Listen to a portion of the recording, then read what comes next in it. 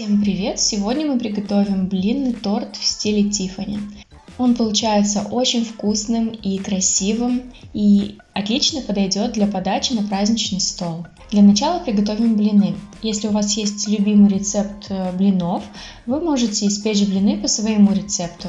А также, конечно, можете поделиться вашим рецептом в комментариях. Итак, в большую чашу просеиваем муку, добавляем сахар, соль, яйца. Перемешиваем и добавляем немного теплого молока. Им мы разводим тесто, перемешивая до однородности, чтобы не осталось комочков муки. А затем вливаем оставшуюся часть молока. И в самом конце добавляем растопленное сливочное масло. И должна получиться вот такая консистенция.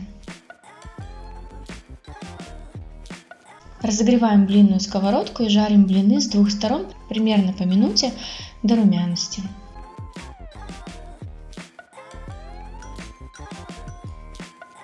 Блины у меня диаметром 16 см, получилось 19 блинов из данного количества теста. Когда блины остыли до комнатной температуры, я беру подложку для торта и кольцо диаметром 16 см. Внутри кольца я прокладываю ацетатную пленку и закрепляю ее скрепкой.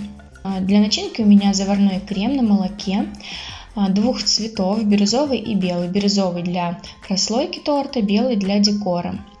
Конечно, можно использовать абсолютно любой другой крем, всегда будет получаться блинный торт с новым вкусом, даже просто промазав блины сгущенкой, получится безумно вкусный торт.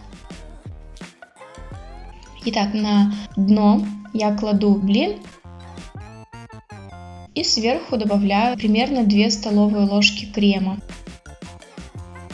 Крем разравниваю и немного крема наношу сбоку на пленку, чтобы по краям не было пустот. И так чередую блины и крем, пока то или другое не закончится.